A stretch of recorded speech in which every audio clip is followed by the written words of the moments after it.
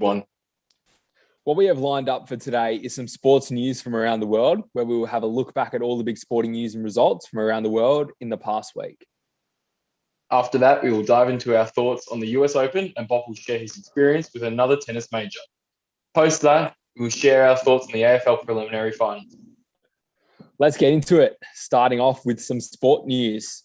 Firstly, with AFL, Melbourne Demons demolished the Geelong Cats 125-42 in the first preliminary final to earn their place in the grand final. The Dogs did the same by majorly upsetting the Port Power 116-45 to meet the D's in the grand final in a couple of weeks. In tennis, Emma Raducanu beat Leyla Fernandez 6-4, 6-1 to not drop a set throughout the entire tournament, and the first ever athlete to come from qualifiers and win a final. In the men's, Djokovic and Bob, can you help me out with this last name here, mate? It's Medvedev. Medvedev had a hard-fought match in the men's with Medvedev taking out gold and beating Djokovic 6-4, 6-4, 6-4 to take out the crown at the US Open. The Australian quad wheelchair tennis player Dylan Alcott did something only ever seen twice before, securing the Golden Slam, which is winning all four majors, the US Open, the Oz Open, Wimbledon, and the French Open, and also winning gold in the Olympics, or in this case, the Paralympics. A clean sweep for the year. Moving on to NRL, Melbourne Storm smashed Manly Sea Eagles 40-12 in the first of the qualifying finals. The Roosters beat the Titans in a tight finish of 25-24. The Penrith Panthers suffered a shock loss to the South Sydney Rabbitohs, losing 16-10. Finally, the Parramatta Eels beat the Newcastle Knights 28-10. This means that the Storm and the Rabbitohs have made it into the prelim finals with a week off.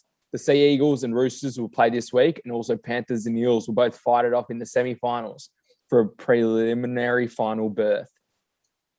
In the cricket, unfortunately, the fifth test of the England and India series got cancelled as the Indian team physio got COVID and spread that across to the rest of the playing group. India weren't able to field a team because all their players were affected from COVID, and they had to cancel the game. India ended up taking home the series with a 2-1 lead over England, as one of the games were drawn. 2 were won by India, 1 was won by England, and of course 1 was cancelled. This is the first time India has taken home the series since 2007. In the soccer, Cristiano Ronaldo made his return to Manchester United and scored 2 goals in his first appearance back to lead Man United to a 4-1 win over Newcastle. Man United, Chelsea and Liverpool sit at the top of the EPL table, all having 10 points, only separated by the goal difference. In F1, Ricciardo started on the front row of the Italian Grand Prix with Verstappen and then Lewis Hamilton. With Verstappen. Max Hamilton. Oh, no, that's not right. Max Verstappen and Lewis Hamilton crashed at halfway through the race, leaving the door open for Ricciardo to come through and get his first ever win in 3 years, capping it off with a shoey.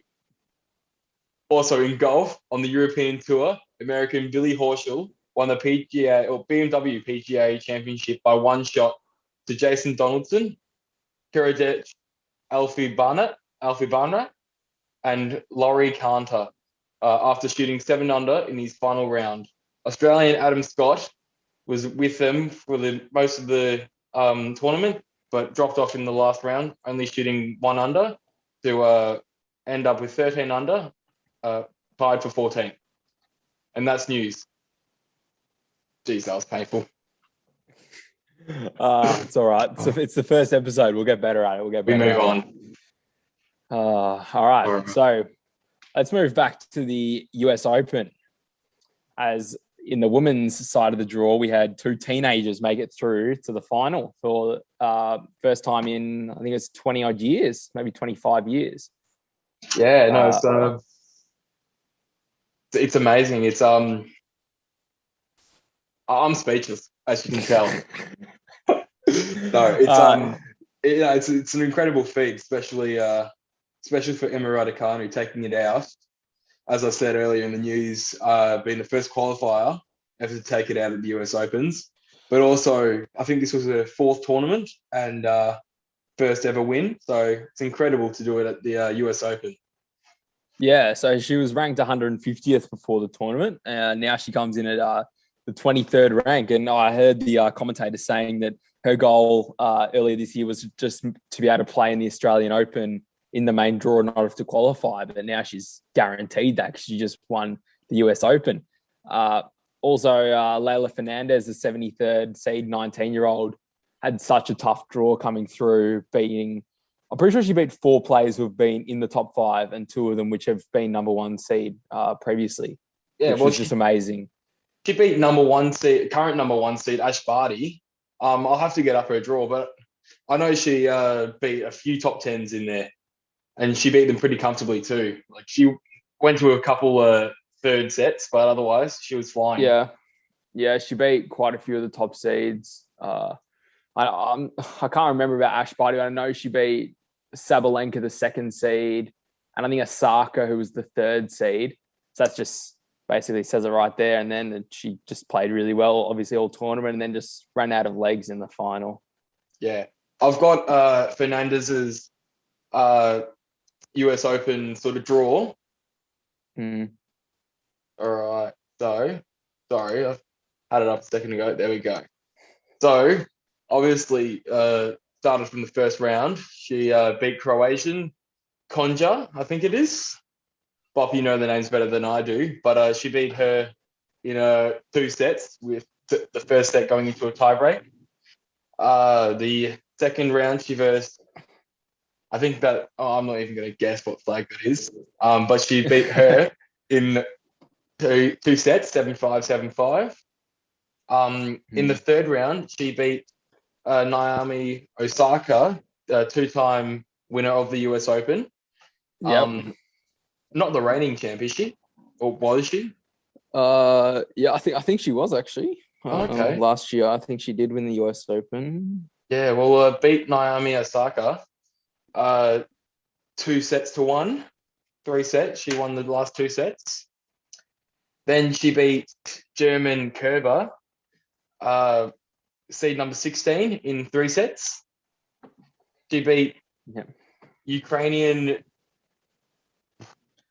I don't like these last names, I'll tell you that. Svitolina in 3 sets. And then she beat the 2nd seed, Arena Sabalenka, in 3 sets again. And then unfortunately lost to Emma Raducanu from England in the final. So, but that was just amazing to see such young players coming through and showing that the next generation of tennis is looking quite promising.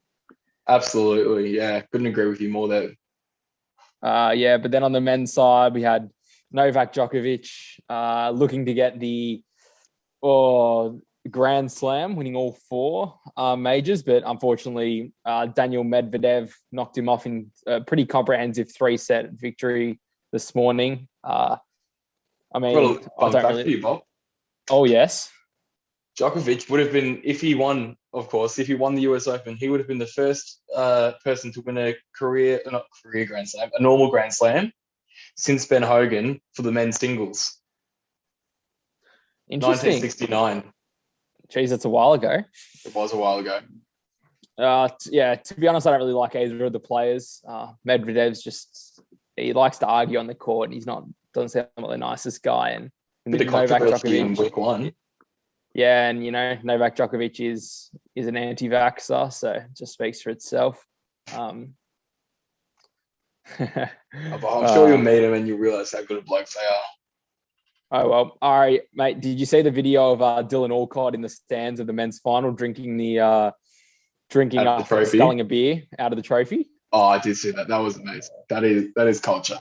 Absolute culture. It is. I think that's about it for the US Open. It's been pretty good 2 weeks. Yeah. We don't really have much on the doubles, do we? Oh, no, I do have that. Australian Sam Stosur won the women's doubles with Zhang from China. They won overnight, which was very good. And I think the men's doubles.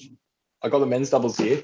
So, remember, Bop and I, we went to the 2019 Australian Open men's doubles finals.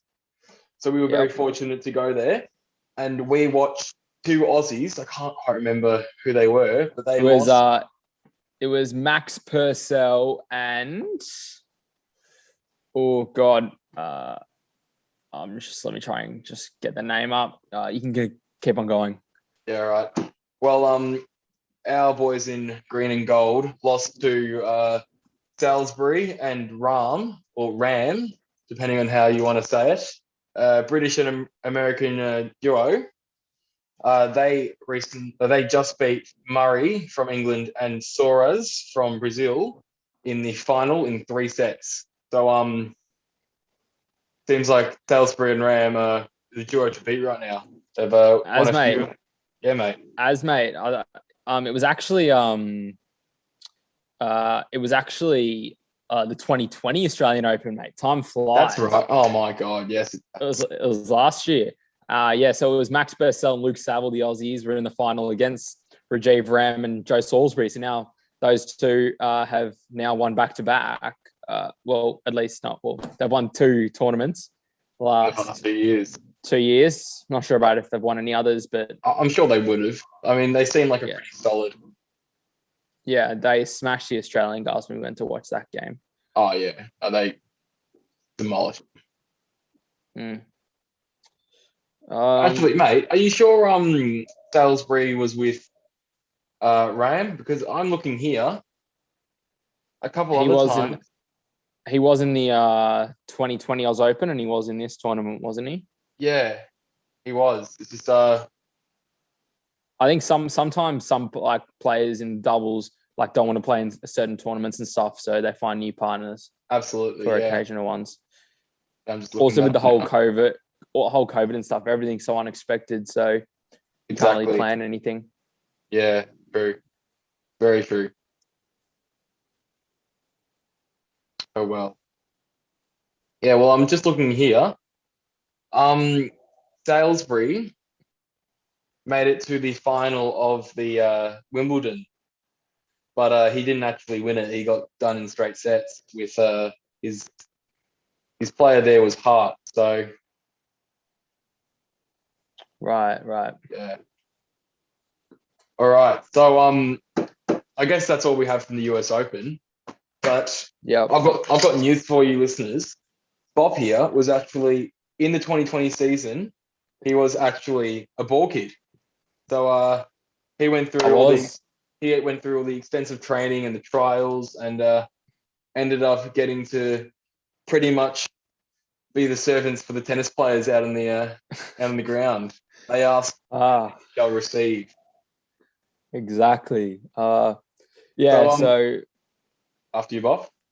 No, I was just saying it was just good experience, and definitely the Australian ball kids are definitely the top out of all of the tournaments. The other ones are they just look so unprofessional in the other tournaments. Oh wow!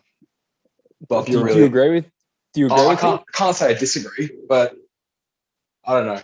I also find the Australian Open uniform is also the best, with the little hats and the little neck protectors.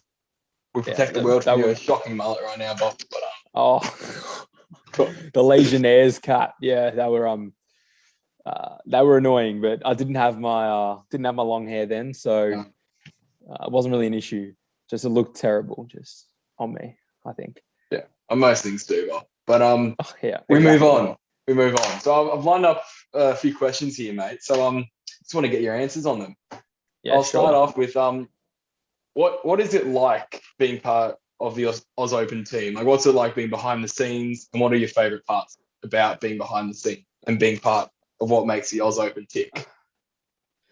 It was really cool because, like, you know, I'm a big tennis fan, so I've been watching.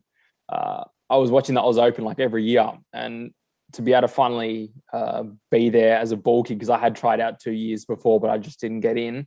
It was pretty surreal. It was cool just being able to walk around the area, like all the underneath the stadiums and stuff. Basically having free entrance into the tennis every day. You got to watch so much of it. It was just pretty sick. Really, yeah. That's the only way to describe it, I guess. Yeah, I can imagine it would be such a surreal and unbelievable experience to have been able to experience. So Bob, you said that you had tried out 2 years prior, but obviously couldn't get the role. What is the training and what are the trials like for becoming an Australian ball blue? Because you said that they're the most professional in the all the majors. So what makes them professional? What training? Everything. What is it like? Well, What's the process? I just wanted to point out your cheeky pun about me not getting the role because we rolled the ball as a ball kid. That was a good one. But so you have to. Anyone can apply between the age of 12 to 15, and then you get to go to like a trial. There's like a few scattered around the state. Then you will, if you do well in that one, you get invited. That's stage one. If you do well in that, you get invited to stage two, where you go into the tennis center, into the indoor courts, and do it there. Like it's like basically one drill you do over and over, but it practices all components of it. What does that drill contain? There's about 6 people in it. You've got like going as a ball kid, there's basically 2 different positions. You're either at the net or you're at the baseline. So you got to practice at the net, like the ball's been hit into the net and you'd run, collect it, and go to the other side and then roll it down. So you practice your roll as well. And then when you're down at the baseline, you'll practice collecting the balls, like when they've been rolled to you, and also the servicing, which is like giving the balls to the players. So that was just a good drill to basically get used to what it's going to be like. Of course, there's not the pressure and stuff like that for like time-wise, because you've got to be pretty quick as a ball kid, especially with certain players. Like, for instance, like Nick Kyrgios, for instance, he loves to serve normally within about 10 seconds of the point finishing. So you don't have long to do everything you have to do. So then that stage happens, you do well again, then you basically get invited. You get invited in basically, and then you have to do qualifying and stuff. You get to do the qualifying, and then there's some practice tournaments as well. So you do get lots of practice before it. And then you're in. Yeah. Well, Bob, as your time as a ball kid, did you have any spectacular catches? Because you'll see them all over the telly. You'll see them on YouTube, highlights, everything. Is one-hand screamers. Did you take any of these, mate? What's your best catch? And run us through it. I didn't take any one-hand screamers. I do remember taking a few like good catches though, just straight to me though, but they were coming with like a bit of speed. It didn't hurt the hands in the way. Nah. Also, just wasn't quick enough on one, and it got me right in the nuts. But that was the chair umpire actually asked me if I was okay, but I was all good, luckily. Jeez. Yeah, I also had it. Also, so that's basically with my catching. Yeah. Very good, Bob. Now, I've got 2 more questions for. Oh, actually, no. I'll cut it back to 1. I might come up with another one as we go, though. So, what was your favorite interaction with a tennis player, like just throughout the tournament? Did you run into any behind the scenes, or did you on court, off court, anything? Give us one. Yeah, I have 2 proper ones. One, I was ball kidding on one of the back courts, and this guy from France, who's a pretty solid player. I forgot his name. It'll come to me. He is a left-hander, and he'd like just smashed his racket on the ground down my end, and like it had gone like across the court. So I didn't know what to do in that situation. So I was like, nice guy myself, went over and picked it up and took it back to him. And then he picks it up, he gets it off me and goes to start swinging, and I'm right there. Like he wanted to break it again. And I've like started flinching because I thought he was going to hit me. Quickly scampered away, and it was all fine. But that was one of my favorite interactions. And the other was probably when I was staying back one night to film a Ubereats ad as a ball kid, because with the tennis they like to have ball kids in it to make it like realistic. And Nick Kyrgios walked past, and I said, "Hey Nick," and he was like, "Hey mate," and then that was it. Yeah, that was my 2 favorite. So you were in an Ubereats commercial, were you? I had to stay from, I got chosen there were 6 of us out of the 300 and something ball kids to stay from after our shift, which was from 9 or 10 a.m. in the morning, all day, to then stay for another 3 or 4 hours, so about 11 p.m. at night, 11:30, filming in Rod Laver Arena, an empty Rod Laver Arena. And so I was standing down the baseline for a few hours talking to, I actually had I thought it was a real linesman. It was actually a model, not a model, an actor who knew nothing about tennis, but was obviously got the role for the ad. And he looked pretty realistic. I was really excited by this, and then all of it. And then I go home, and a few days later, the ad's out on TV, and it literally just cuts under where I was standing. So you couldn't actually see me, but you could see a few of the other ball kids. Oh, no. So you wasted, or not wasted, I won't say what, it was an experience. You spent 4 hours standing there. Yeah. Solely just to get a high from a tennis player. Yeah, and as well as getting the high from the tennis player, also got in trouble for me and this other guy, both Melbourne Demons supporters. I love talking about the footy. We both got in trouble for apparently being hard to handle on this, like when we were waiting to go on, the ball kid supervisor who was there said. When we weren't, we were kind of mucking around, but it was late at night. We weren't doing anything to ruin anything at all. And then that meant that we got a spray and ended up, I didn't get on any of the good courts after that. And I don't think he did either. So I think that, so I basically wasted my time doing that and ruined the rest of the tournament kind of. But I mean, I did get to say hi to Nick Kyrgios, so we'll take that. Yeah, I guess you will, mate. Oh, geez, that's a stitch up, some may say. Yeah. But oh geez, what an experience being a ball boy. Yeah, and I was meant to do it again last year, but because of COVID, the tournament got pushed back to February, which was school time. So I would have missed the first 2 weeks of school. And wouldn't you have loved year that? 10. Oh yeah, year 10, first 2 weeks though. Like I wouldn't have met any of my teachers and stuff. So I decided I've already done it once before. So it's not like if it was my first year doing it, I might have done it. But as I'd already done it before, I decided that it was fine. I'll just do boring as school, you know? I get you, mate. I get you. Oh, well, at least it was fun watching the tennis in the class. Yeah, exactly. All right, mate. Well, I think we'll wrap tennis up there. I think thank you for sharing your experience, mate. No worries, no worries. But I think we might address the elephant in the room, the upcoming AFL Grand Final. It started. Sorry, not the Grand Final. The previous games in the prelims. Grand Final's a couple of weeks away. Yeah, let's do a preliminary final review. Jeez, righto, Bob. We'll start off on the first game. Yep. Demons, Lions? No. Demons versus Geelong. Thank you. Yeah. So the team of champions. As I addressed in the sports news around the world segment at the start, the Melbourne Demons demolished the Geelong Cats 125-42. Jeez.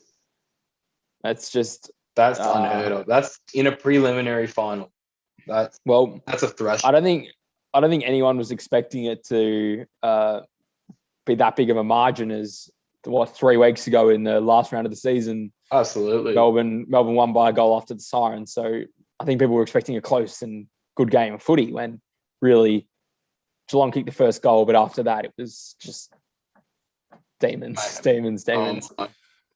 Especially the third quarter, which I'm pretty sure was 52-1 for the quarter score. That was an insane third quarter.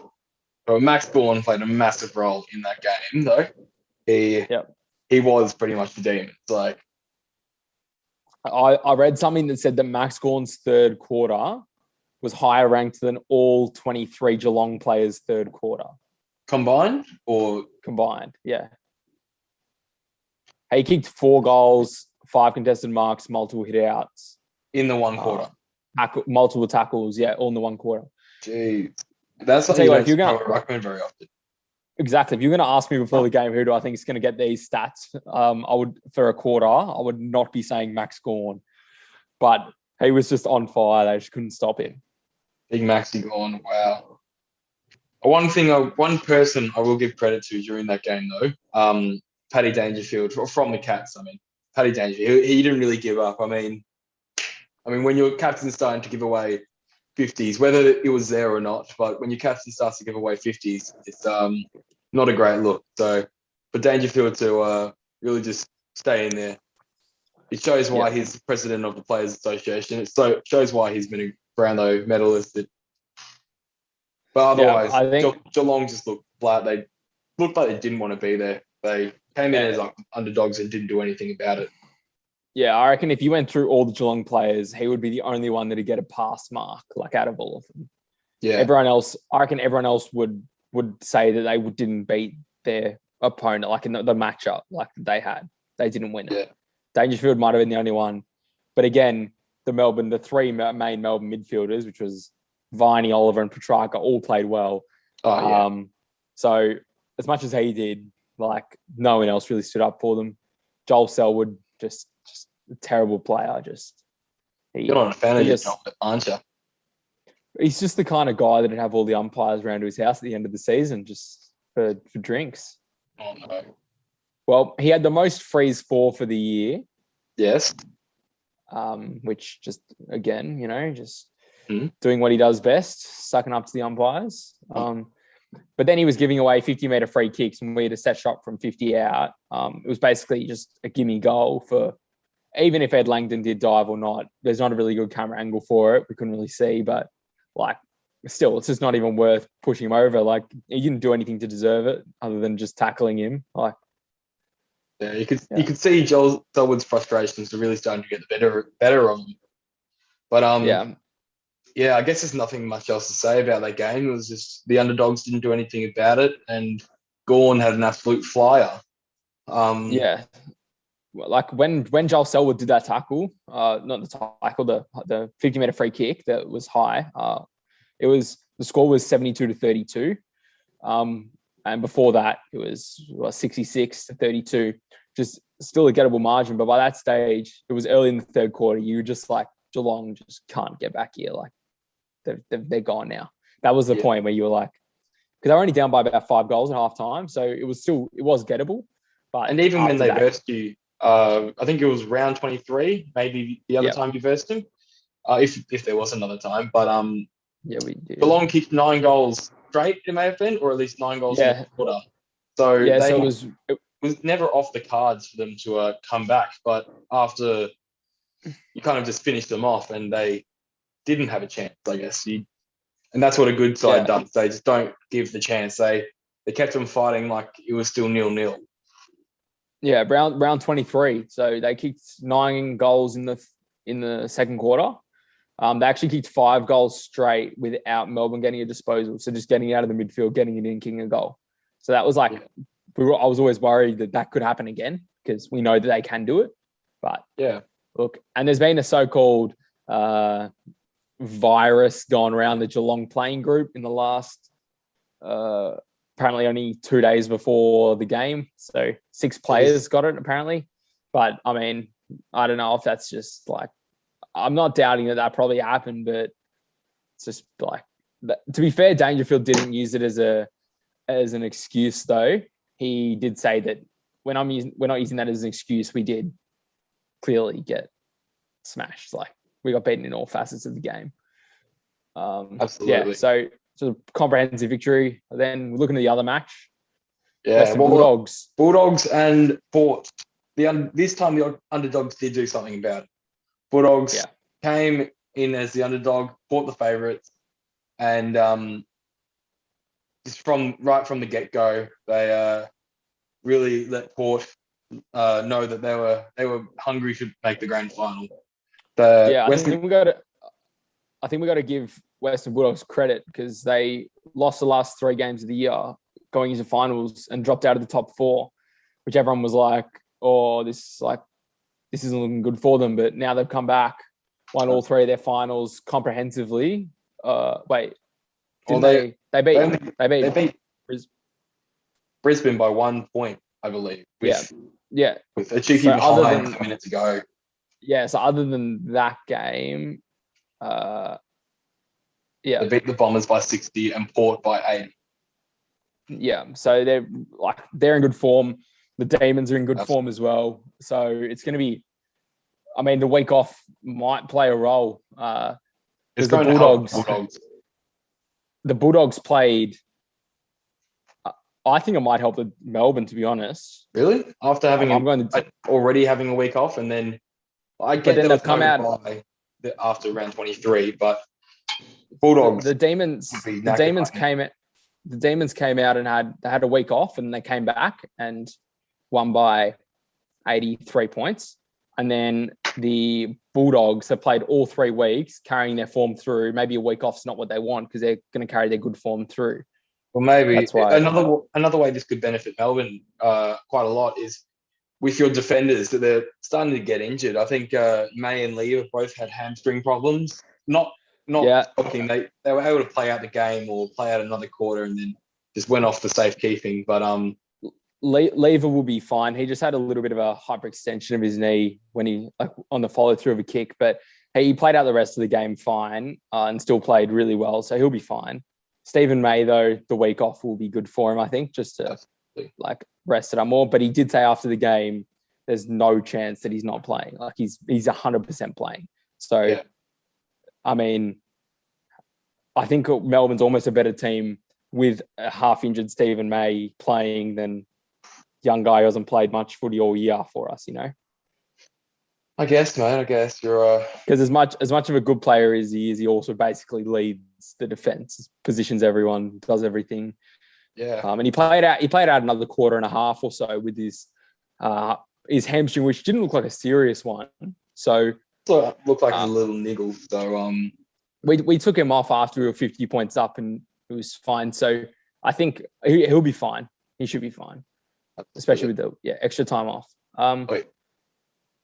And then also got to give some praise to Adam Treloar after coming back after having a few bad weeks, two bad weeks. Absolutely. Came back, played really well.